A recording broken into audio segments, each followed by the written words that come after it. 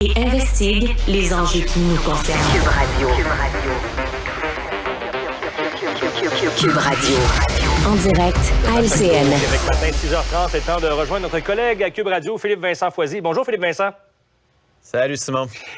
Parlons de Québec solidaire pour commencer. Est-ce qu'on pourrait dire qu'ils seront capables de tirer leur épingle du jeu? C'est ça la question. Oui, il était réuni en congrès durant la fin de semaine.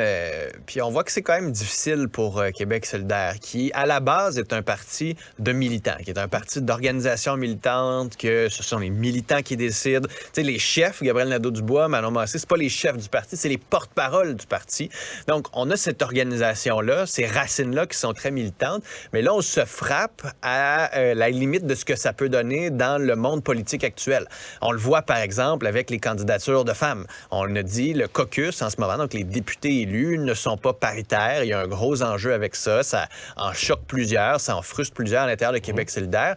Et là, on dit, on va donc favoriser les candidatures de femmes. Mais comment? Là, on veut pas que ce soit les porte-paroles ou les chefs ou le parti qui nomment certaines personnes, mais en même temps, on va peut-être le faire dans certaines circonscriptions. Est-ce que ça va être juste dans les circonscriptions prenables? Est-ce que ça va être... Comment on va le faire? Est-ce qu'on va juste faire ça pour les femmes? Est-ce qu'on va le faire pour les minorités? Est-ce qu'on va le faire pour les classes sociales? C'est qu'à un moment donné, le fait que ce soit militant, tu peux dire, c'est les militants qui décident. Puis les militants ont décidé, puis à un moment donné, c'est eux qui décident. Fait que, c'est eux qui ont les bonnes décisions. Si tu commences à mettre le parti, comme les partis plus traditionnels, ça change la façon de voir, de composer, ça change la relation aussi, puis la hiérarchie que tu as dans ton parti. Même chose, par exemple, pour les régions. Tu sais, Québec solidaire est un parti de militants, principalement à Montréal. Là, on dit on va aller en tournée régionale.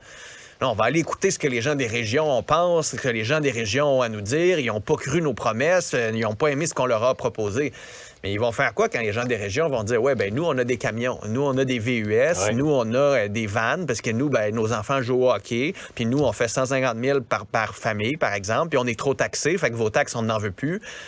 Est-ce qu'ils vont dire, OK, là, si on va aller les banlieues, ça nous prend moins de taxes, ou les militants veulent plus de taxes parce qu'à Montréal, ce genre de proposition-là fonctionne? Est-ce qu'on va se dénaturer? Déjà qu'on a enlevé beaucoup de mesures qui étaient quand même des mesures fortes, nationalisation des mines, gratuité scolaire, gratuité du transport en commun.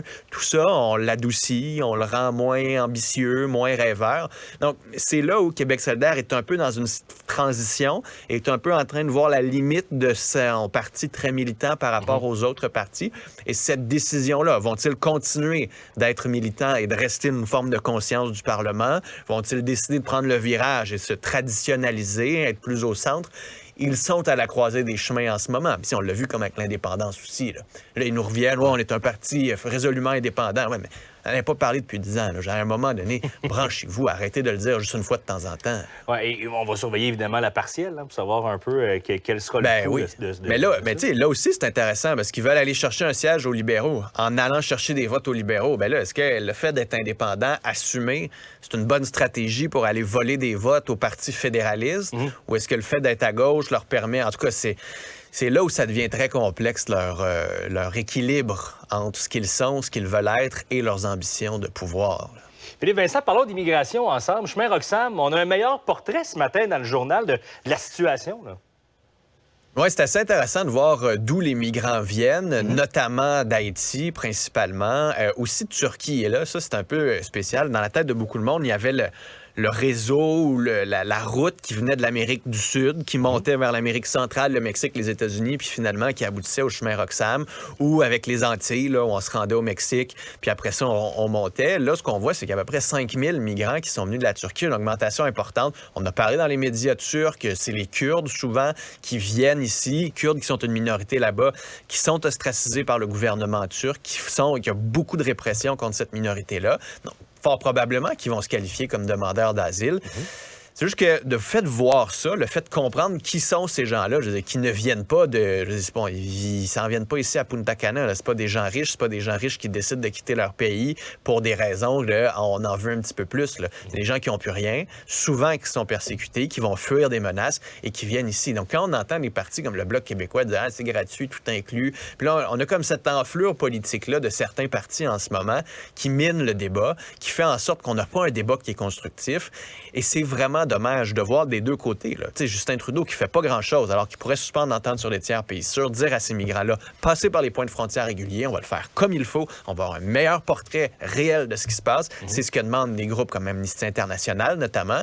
Ou de l'autre côté, on a les oppositions un peu nationalistes qui disent hey, les migrants, c'est dangereux pour la démocratie, c'est dangereux pour la cohésion sociale. Mais regardez, là, ils s'en viennent dans un tout inclus puis ils viennent voler tout ce qu'on a puis notre argent. Fait qu'eux aussi nourrissent cette haine-là ou ce sentiment d'injustice-là dans la population. Donc, ils ont un examen de conscience à faire, ces gens-là aussi. Là.